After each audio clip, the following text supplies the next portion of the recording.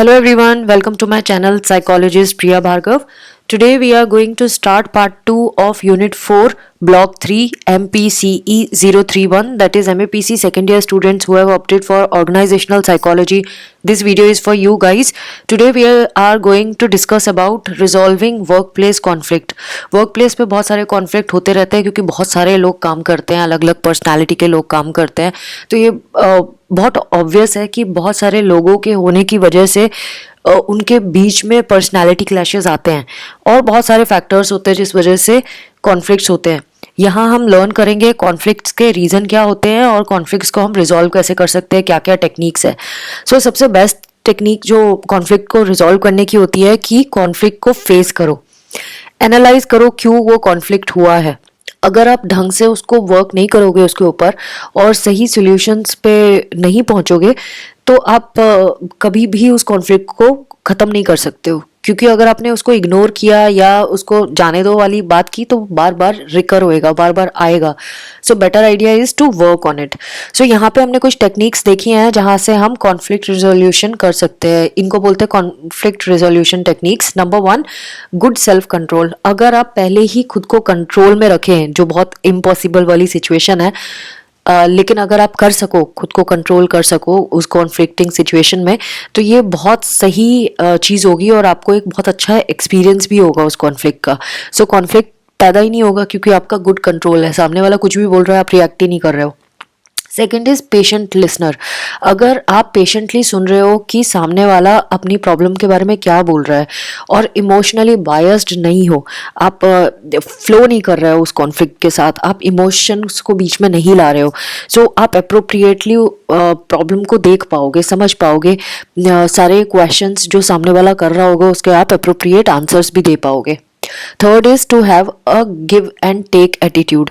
हमेशा जब प्रॉब्लम पूरी तरह से सॉल्व नहीं हो रही है, मतलब उसका सोल्यूशन 100% नहीं निकल सकता और आपके फेवर में नहीं हो सकती पूरी की पूरी बात, तो better idea is give and take वाला एटीट्यूड रख लो. मतलब आधी तुम्हारी आधी मेरी, तुम्हें जो चाहिए वो मैं दे देता हूँ, जो मुझे चाहिए तुम दे दो, बात खत्म. यानी कि पहले हमें आइडेंटिफाई करना पड़ेगा कॉन्फ्लिक्ट को और फिर प्रॉपर पर्सपेक्टिव को देखना पड़ेगा. Next topic is confront the conflict. Confront कैसे करते हैं, इसमें ज़रूरी है कि आप सामने वाले के साथ बैठो और डिस्कस करो चीज़ों को. तो निगेटिव जो भी इश्यूज हैं रिलेशनशिप में उसको कन्फ्रंट करना ज़रूरी है कि भाई सपोज़ ये दो लोगों के बीच का कॉन्फ्लिक्ट है, तो दो लोगों को पहले ये देखना पड़ेगा कि क्या नेगेटिव इश्यूज हैं इसमें, उनको लेके बैठो. एंड देन सारी जितनी पॉजिटिव साइड्स हैं रिलेशनशिप के उनके बारे में भी देखो कि भाई हमारे बीच में पॉजिटिव चीज़ें भी तो हैं, सारी नेगेटिव तो नहीं है. जो नेगेटिव है उस पर हम क्या कर सकते हैं. फिर सारे पॉसिबल ऑप्शंस देखो, जो नेगेटिव आपने चीज़ें लाई हैं प्लेट में उनके बारे में आप सोचो. फिर जो भी आपके एस्पिरेशंस हैं, जो भी आपकी स्ट्रैटेजीज़ हैं इसको रिजॉल्व करने की, उसके बारे में बात करो. जो भी सपोर्टिंग स्ट्रक्चर है इन सारे एस्पिरेशंस के लिए उनको सिलेक्ट करो, किस डायरेक्शन में आपको जाना है. एस्पिरेशन मतलब जो सोल्यूशंस है, पॉसिबल सोल्यूशंस है रिलेशनशिप में नेगेटिव चीज़ को लेकर, उसके बारे में बैठना है, बात करना है. जो बेस्ट आपको लगता है उसके ऊपर वर्क करना शुरू करना है. एंड उसके बाद उसके फीडबैक्स लेने हैं. जो भी चीज़ें नहीं वर्क कर रही हैं तो पता करो कि क्यों वर्क नहीं कर रही, और अगर आप नहीं उसको रिजॉल्व करोगे तो उसका कितनी बड़ी कॉस्ट चुकानी पड़ेगी. सपोज आप कंक्लूजन पे नहीं पहुंच रहे, आप कॉन्फ्लिक्ट को रिजॉल्व ही नहीं कर रहे हो, आप बस फाइट ही किए जा रहे हो, तो अब आपको ये देखना है कि उसके नेगेटिव आउटकम्स क्या आ जाएंगे. Better idea is work on it. उसके नेगेटिव की तरफ क्यों जाना है, फिर उसको इवेलुएट करो, री इवेलुएट करो, बार बार देखो कि क्या पॉसिबल सॉल्यूशंस है, कैसे वर्क कर सकते हैं. एंड देन उसको समराइज करो कि हमने अभी तक क्या डिस्कस किया, अब हमारे पास क्या क्या पॉसिबिलिटीज़ हैं, like that. Next is techniques of conflict resolution. ये कुछ टेक्निक्स बताई हैं जिससे हम कॉन्फ्लिक्ट को रिजॉल्व कर सकते हैं. पहली चीज़ है बार्गेनिंग और नेगोशिएटिंग. यानी हम एक मिडिल ग्राउंड्स पे पहुंचने की कोशिश करते हैं, ना तुम्हारी ना मेरी. एक एग्रीमेंट पे पहुंचते हैं, so that give and take वाला ही है ये एक तरह की टेक्निक, जहाँ पे बार्गेनिंग सबसे बेस्ट होता है. बार्गेनिंग बेसिकली एक पैसे से रिलेटेड कोई इवेंट होता है, बिजनेस वाली चीज़ें होती है, उसमें हम बार्गेनिंग कहते हैं. जैसे आप मार्केट जाते हो, वहाँ बार्गेन करते हो, तो bargaining is not the right term here. हम निगोशिएट बोलेंगे, निगोशिएशन. तो निगोशिएशन बाकी कॉन्टेक्स्ट में यूज़ होता है जहाँ पे आप पैसे के अलावा चीज़ों को के बारे में बात कर रहे होते हैं, तो कॉन्फ्लिक्ट में भी हम निगोशिएशन टर्म यूज़ करें तो बेटर है। Next is bargaining range, settling range. हमें रेंज सेट करनी पड़ती है जब हम सेटलमेंट करते हैं। जैसे इन्होंने एक एग्जांपल दिया है, दो पार्टीज़ के बीच में एक मिडिल ग्राउंड्स पे पहुंचना। जैसे सपोज एक पार्टी एक कार सेल करना चाहती है और वो $5,000 लगा रही है उस कार का, बट वो कम कर करके $4,300 में बेच सकती है। पार्टी बी जो है वो 4,000 से ज़्यादा मैं नहीं लेना चाहती, लेकिन फिर भी वो विलिंग हो गई है 4,600 तक। अब मिडिल ग्राउंड क्या हो गया कि इन दोनों के बीच की 4,400 समझ लो या 4,500 समझ लो या 4,450 समझ लो, इस तरह से कुछ मिडिल ग्राउंड्स पे पहुंचा जा सकता है। तो एक रेंज सेटल करना है एंड देन उसमें से फिर एक बेस्ट चूज करना है। Next technique is negotiated rule making. इसको NEGREG कहते हैं। इसमें क्या कर रहे हैं, जैसे गवर्नमेंट के रूल्स एंड रेगुलेशंस होते हैं ना, उनको निगोशिएट करने की बात कर रहे हैं। तो जो एजेंसीज होती हैं या प्राइवेट स्टेक होल्डर्स होते हैं वो इकट्ठे होके जाते हैं और गवर्नमेंट को बोलते हैं कि हमारे इन रूल्स को कम करो, ये ठीक नहीं है। जैसे कि अभी किसान आंदोलन हुआ था इंडिया में, तो किसान आंदोलन में जो रिप्रेजेंटेटिव थे किसान ग्रुप के, वो गए थे गवर्नमेंट से निगोशिएट करने के लिए। ये उस तरह का है। उसका रिजल्ट क्या हो उससे हमें कोई लेना देना नहीं है, हम सिर्फ समझने की कोशिश कर रहे हैं क्या सर्कमस्टेंसेस के बारे में बात कर रहे हैं। नेक्स्ट इज निगोशिएटर्स डिलेमा और क्लेमिंग वैल्यू। नाउ अब क्या होता है कि जो रिसोर्सेज हैं कॉन्फ्लिक्ट को नेगोशिएट करने के लिए या नेगोशिएशन के टाइम पे, उसको देखना भी ज़रूरी है कि आप क्या उससे आपको क्या वैल्यू मिल रही है। सो निगोशिएटर्स डिलेमा को हम क्रिएट वैल्यू भी कहते हैं और टेक वैल्यू भी कहते हैं इसमें। तो हम क्या कर रहे हैं कि अब जो पूरा आप जब निगोशिएशन कर रहे हो तो उसमें से आपको क्या मिल रहा है ना, फ़ायदा क्या हो रहा है दोनों टीम्स का, सो उसके बारे में ज़्यादा ध्यान रखना है। Now mediation. मीडिएशन में एक थर्ड पार्टी होती है जो मीडिएट कराने की कोशिश करती है, दोनों के बीच में सुलह कराने की कोशिश करती है। इसको अल्टरनेटिव डिस्प्यूट रिजोल्यूशन भी कहते हैं एक तरह का, जिसमें दो पार्टीज नहीं मान रही है लेकिन एक थर्ड पार्टी आएगी और वो दोनों के बीच में सेटलमेंट कराएगी। सो उससे कॉन्फ्लिक्ट रिजॉल्व होने की प्रोबेबिलिटी बढ़ जाती है, क्योंकि मीडिएटर की बात दोनों पार्टीज सुनने के लिए तैयार होती हैं। आपस में वो नहीं सुनेंगी, लेकिन मीडिएटर रहेगा तो मीडिएटर की बात सुनेंगी। तो मीडिएशन में क्या हो रहा है, एक टाइम टेबल भी होता है, डायनामिक्स होती है, एक स्ट्रक्चर होता है, और एक ये प्राइवेट एंड कॉन्फिडेंशियल चीज़ भी होती है। Next topic is top 10 steps in conflict resolution. जब आप कॉन्फ्लिक्ट रिजॉल्व करते हैं तो उसमें 10 स्टेप्स को आपको फॉलो करना पड़ेगा। वो 10 स्टेप्स क्या क्या है? Number 1, set A time and place for discussion.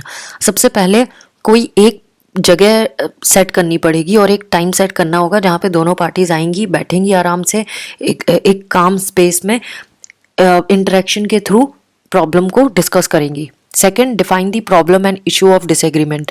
फिर ये देखेंगे कि प्रॉब्लम दोनों पार्टीज की है क्या, पहली पार्टी बोलेगी फिर दूसरी पार्टी बोलेगी।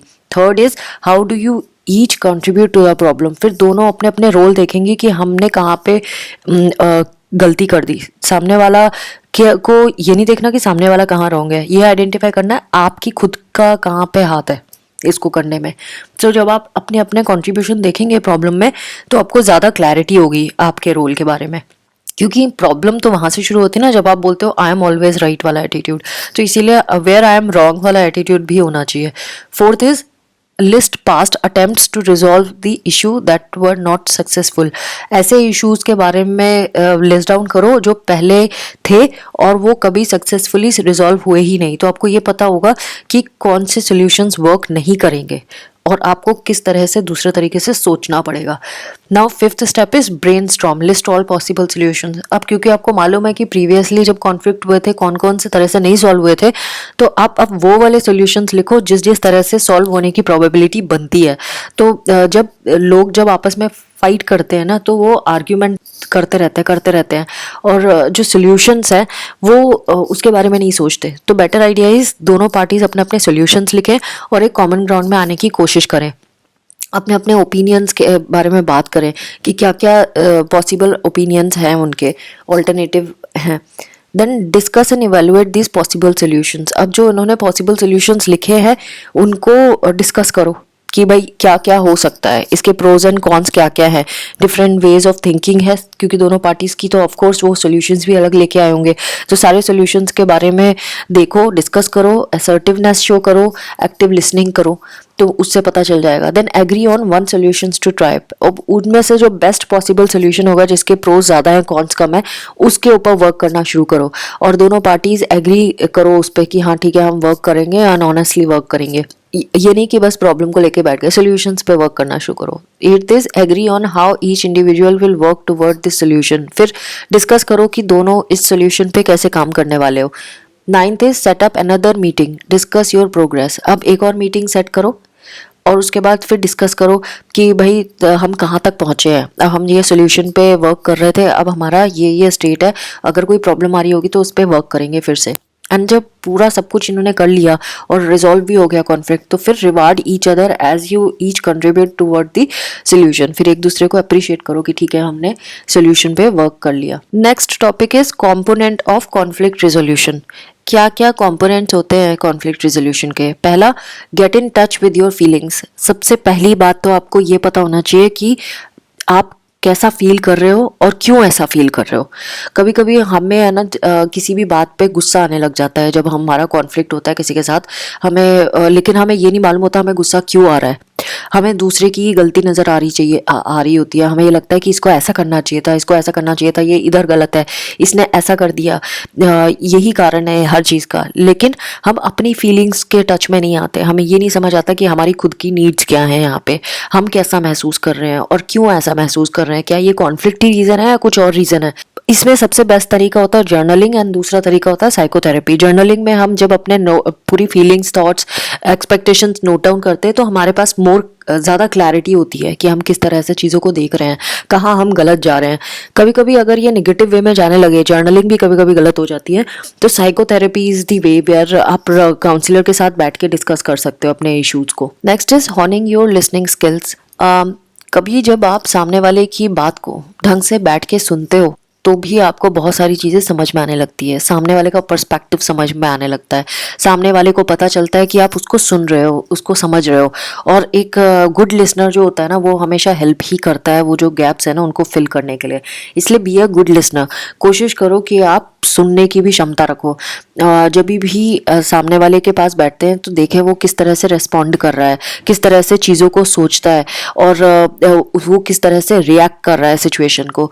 वो कहीं ऐसा तो नहीं कि वो डिफेंसिव मोड में है इस वजह से वो इस तरह से कर रहा है। क्योंकि अगर आप सुनेंगे नहीं उसको और यही सोचते रहेंगे कि भाई सामने वाला तो गलत है, सामने वाले ने गलत ही तरीके से सोचा है, आपने पहले ही सोच लिया कि सामने वाला गलत है और आप उसको सुन नहीं रहे हो, आप गलत तरीके से हर चीज़ को ले रहे हो, तो सामने वाला तो डिफेंसिव हो ही जाएगा। सामने वाला को पता चल जाएगा कि भाई आप तो समझने की कंडीशन में ही नहीं हो। सो इसीलिए आपको एक अच्छा लिसनर होना बहुत ज़रूरी है। अच्छा लिसनर का मतलब होता है बिना डिफेंसिव मोड में आए उसको सुनना, उसके पर्सपेक्टिव को जानना, अपने पर्सपेक्टिव को साइड रखना। Practice assertive communication.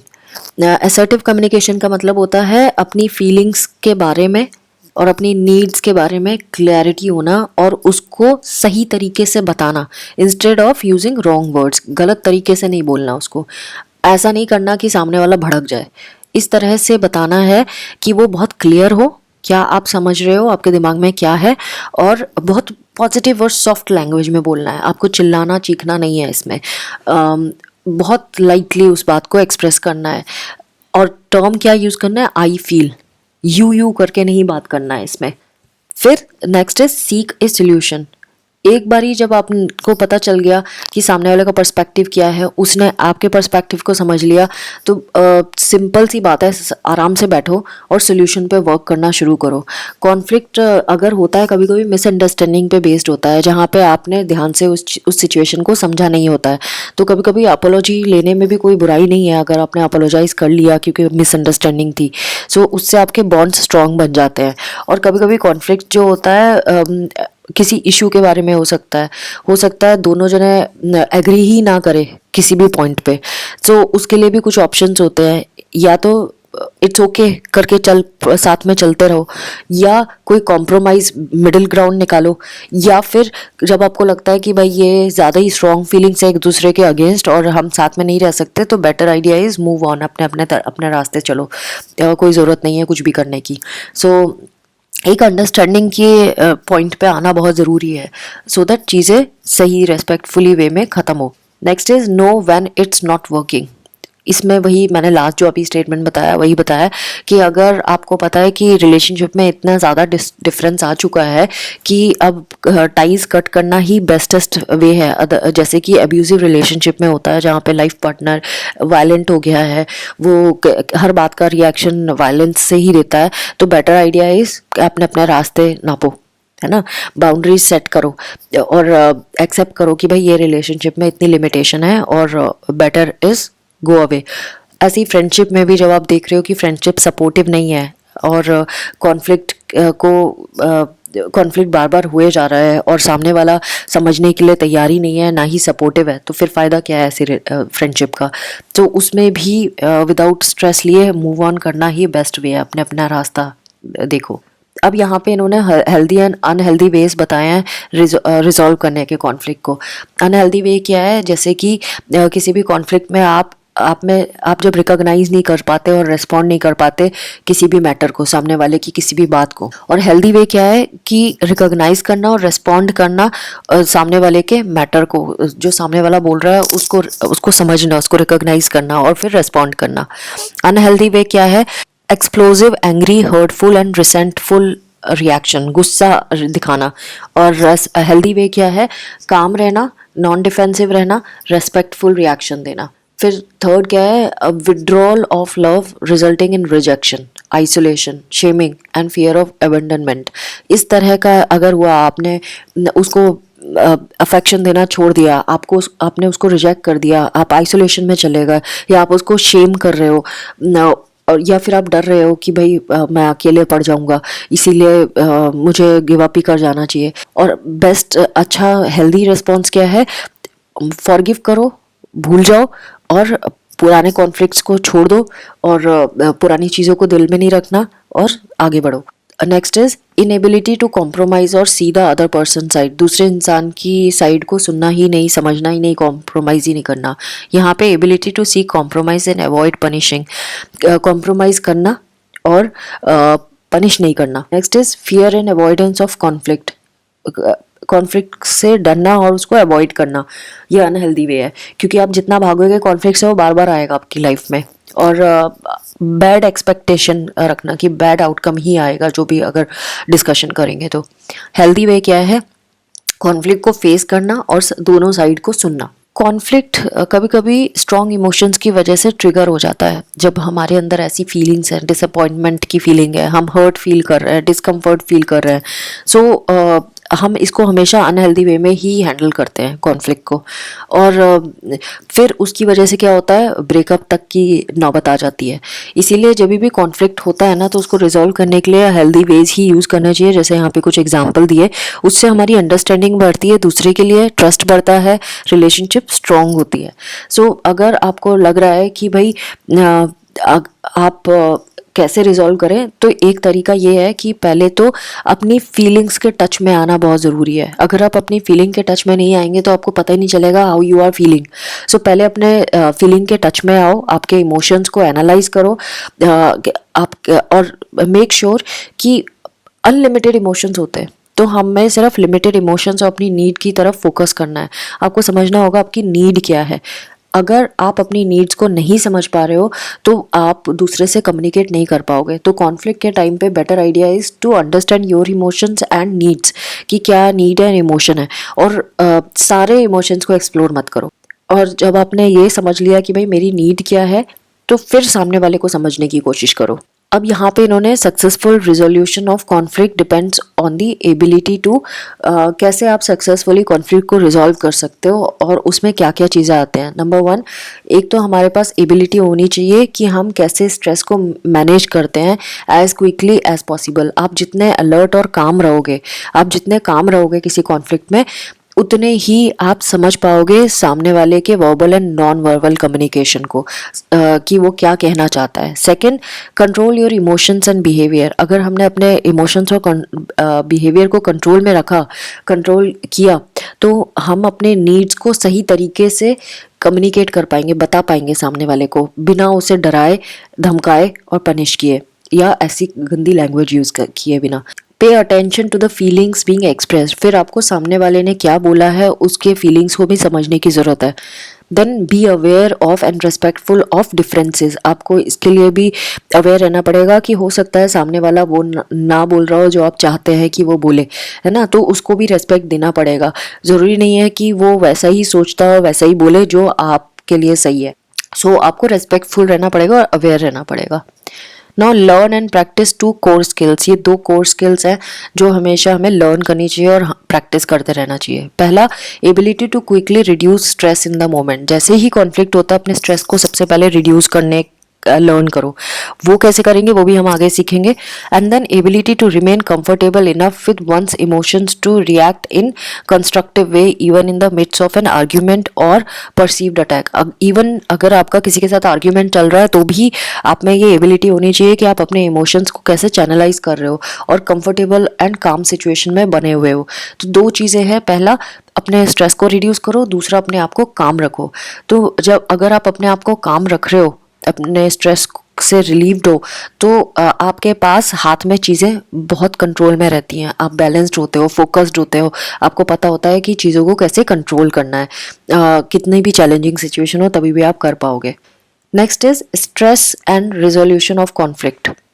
हमेशा accurately read another person's non verbal communication. जब भी कॉन्फ्लिक्ट की सिचुएशन में होते हैं तो आप सामने वाले की बॉडी लैंग्वेज को समझने की कोशिश। नॉन वर्बल कम्युनिकेशन मतलब जो मुंह से नहीं कहा गया, उसके फेशियल एक्सप्रेशन हो गए, किस तरह से वो चीज़ों को कन्वे कर रहा है बॉडी लैंग्वेज के थ्रू, उस किस तरह का मूवमेंट है, बॉडी मूवमेंट, ये सारी चीज़ें आप नोटिस करने की कोशिश करो। आप जितना अच्छे से समझने की कोशिश करोगे सामने वाले को, नॉन वर्बल कम्युनिकेशन को समझने की कोशिश करोगे, उतना आपके लिए ईजी होगा।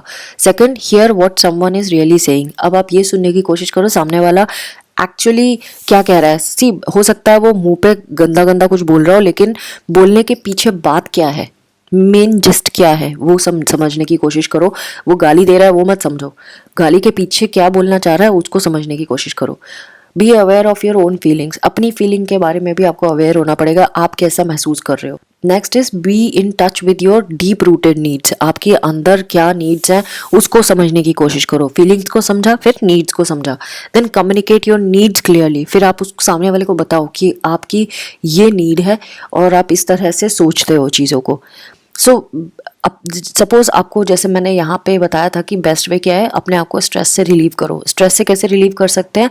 Through our senses. जो ग्राउंडिंग टेक्निक होती है, अपने जो 5 सेंसेस हैं उनके टच में आओ और ऐसी चीज़ों पे फोकस करो जो सूदिंग होती है। फिर नॉन वर्बल कम्युनिकेशन जो है वो कैसे कैसे कन्वे होती है, जैसे मैंने बताया था, बॉडी पॉस्चर से होती है, टोन से होती है, आपकी वॉइस की इंटेंसिटी कैसी है उससे होती है, बॉडी पॉस्चर से, फेशियल एक्सप्रेशन से होती है। उसको आपको नोटिस करना पड़ेगा सामने वाले का। अब यहाँ पे इन्होंने बोला है इम्पॉर्टेंट कम्युनिकेशन इज वर्डलेस। जो भी कम्युनिकेशन हम कर रहे होते हैं ना वो बिना शब्दों के दिखाई देता है। जैसे कि अगर कोई अपसेट है तो उसने वर्ड्स में क्या बोला उसको कम देखो, अपने इश्यूज़ के बारे में ऑफ कोर्स वो अपने वर्ड से बोलेगा, अपनी नीड्स के बारे में बात करेगा वो, है ना, लेकिन आपको ये भी देखना है कि जो उसने नहीं कहा उसके इमोशंस कैसे हैं, उसके नीड्स से कनेक्ट करो, उस इमोशन से कनेक्ट करो, अपने नीड्स एंड इमोशन से कनेक्ट करो, तो आप समझ पाओगे, आपके जो रिलेशनशिप है वो और स्ट्रांग होगा। सामने वाले को लगेगा कि वो आप उसको सुन रहे हो और समझ रहे हो। कॉन्फ्लिक्ट के बीच में हमेशा आपको इस बात पे देखना पड़ेगा कि सामने वाला किस तरह से अपने आप को एक्सप्रेस कर रहा है नॉन वर्बल वे में। तो उसके सारे, जैसे मैंने बताया कि जितने भी नॉन वर्बल कम्युनिकेशन के वे हैं, टोन हो गया, बॉडी लैंग्वेज हो गया, फेशियल एक्सप्रेशन हो गया, इन टोन कैसी है, वो सारी चीज़ों को आपको देखना है और ये पता लगाने की कोशिश करना है कि वो रियली क्या कहना चाहता है। एक ट्रस्ट बिल्ड होता है उससे और आप प्रॉब्लम के रूट कॉज तक पहुंच पाते हो। तो non verbal signals are very important in the middle of the conflict. उसके बाद आपको इमोशनल अवेयरनेस होना बहुत ज़रूरी है। आप जितने अवेयर होगे अपने इमोशंस के बारे में, दूसरों के इमोशंस के बारे में, सो आपको आप अच्छे से बिना वर्ड्स के भी कन्वे कर पाओगे और आपको दूसरे की फीलिंग्स के बारे में पता चलेगा। एक और टेक्निक होती है जो हम कॉन्फ्लिक्ट को रिजॉल्व करने में लगा सकते हैं, वो है feeling of Joy and humour. Humour, अगर आप थोड़ा चीज़ों को मजाक में ले, सामने वाले को अटैक मत करो, लेकिन कोशिश करो कि दोनों पार्टीज हंसे। तो वो जो डिसएग्रीमेंट है ना, उस पर वर्क करने का एक अपॉर्चुनिटी मिल जाता है। इंसान लाइटर नोट पे आ जाता है, इमोशंस से दूर चला जाता है थोड़ा, और रैशनली सोचने का उसका दिमाग हो जाता है। तो जब वो रैशनली सोचने लगता है तो चीज़ों को अच्छे से कन्फ्रंट किया जा सकता है, इश्यूज को कन्फ्रंट किया जा सकता है, और आर्ग्यूमेंट्स को हम रिजॉल्व कर सकते हैं। एक कम्युनिकेशन लेवल पे हम पहुंच गए होते हैं जब हम ह्यूमरस वे में लेते हैं चीज़ों को। तो हमारा टेंशन भी रिड्यूस हो जाता है, एंगर भी रिड्यूस हो जाता है, प्रॉब्लम को हम रीफ्रेम कर पाते हैं, है ना, और सारे पर्सपेक्टिव को समझ पाते हैं ना। कॉन्फ्लिक्ट रेजोल्यूशन गाइडलाइंस यहाँ पे दी है जिसको हम समझेंगे। जैसे number 1, listen for what is felt as well as said. क्या क्या महसूस किया गया और क्या कहा गया है, उसको आपको सुनना पड़ेगा।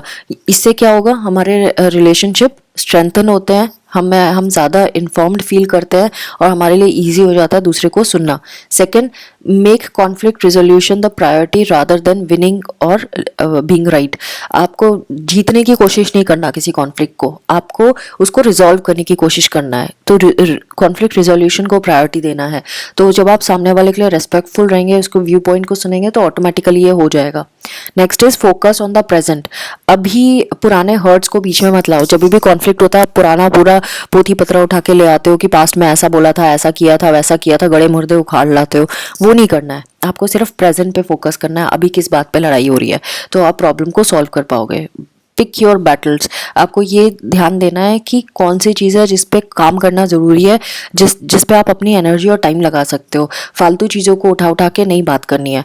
B willing to forgive. और हमेशा ध्यान रखना है कि पनिश करने की कोशिश मत करो, उससे सब हर्ट ही होंगे, आप भी हर्ट होगे, सामने वाला भी हर्ट होगा। बेटर आइडिया इज माफ करो एंड भूल जाओ। Next is know when to let something go. और जब आपको पता है कि भाई एग्रीमेंट पे नहीं आ रहे हैं, हमेशा डिसएंगेजिंग ही हो रहा है, आप चीज़ें खराब ही हो रही हैं, तो आप मूव ऑन हो जाओ। Now learning ways to resolve issues and collaboratory work through responses and solutions. अब जब सपोज आपने कॉन्फ्लिक्ट रिजोल्यूशन किया है और कोलैबोरेट होके आप वर्क भी कर रहे हो साथ में, और सॉल्यूशंस पे वर्क कर रहे हो, तो वो आपको कहाँ क्या करेगी, कैसे हेल्प करेगी? ये हेल्प करेगी आपको डिफरेंसेस को एक्सेप्ट करने में, एक दूसरे के म्यूचुअल इंटरेस्ट को आप समझ पाओगे, आपकी परसुएशन स्किल्स इंप्रूव होंगी, लिसनिंग स्किल्स इंप्रूव होंगी, आप पूरे जो आपका डेली रूटीन है उसको आप ब्रेक कर पाओगे, जो साइकिल चल रही है कॉन्फ्लिक्ट की उसको ब्रेक कर पाओगे। आप बिना गुस्सा हुए, बिना लड़ाई झगड़े को इम्पोर्टेंस दिए हुए डिसएग्री होना सीख जाओगे। कॉन्फिडेंस बिल्डअप होगा आप में, क्योंकि विन विन सिचुएशन होगी। देन आप एंगर को रिकॉग्नाइज कर पाओगे, इमोशंस को रिकॉग्नाइज कर पाओगे और प्रॉब्लम भी सॉल्व कर पाओगे। नाउ कॉन्फ्लिक्ट से क्या क्या होता है, क्या आउटकम आते हैं? अगर कॉन्फ्लिक्ट है तो वो स्ट्रेस कॉज करता है, frustration, hostility, bad judgment, freedom को रिस्ट्रिक्ट कर देता है, वैल्यूएबल एनर्जी को वेस्ट करता है, फिर उनमें निगेटिविटी भी आती है सारे सबके अंदर, कॉन्फिडेंस भी जो एडमिनिस्ट्रेटर है उसका रिड्यूस हो जाता है, और गोल्स एंड ऑब्जेक्टिव से भी हम डिस्ट्रैक्ट हो जाते हैं। नाउ कुछ रीजंस है जिसकी वजह से कॉन्फ्लिक्ट होता है।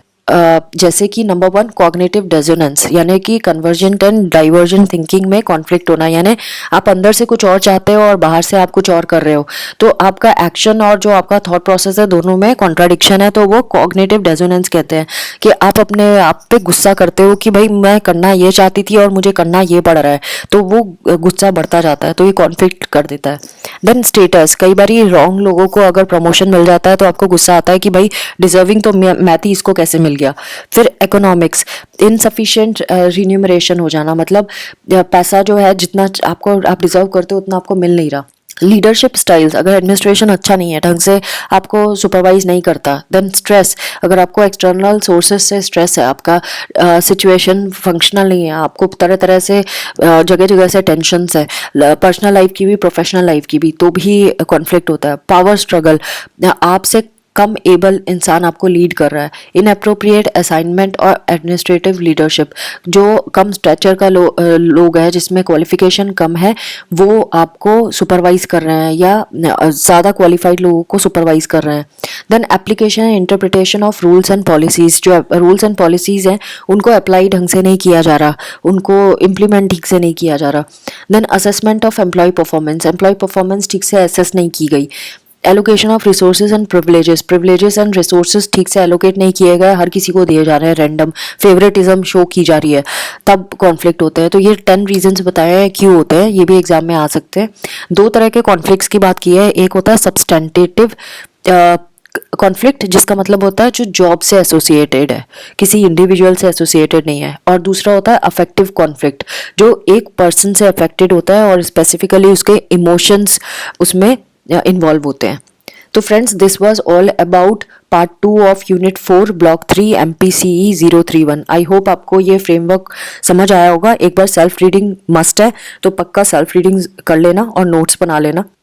And do not forget to subscribe, like and share my videos and press the notification bell. Thanks for watching. Take care of yourself. Bye bye.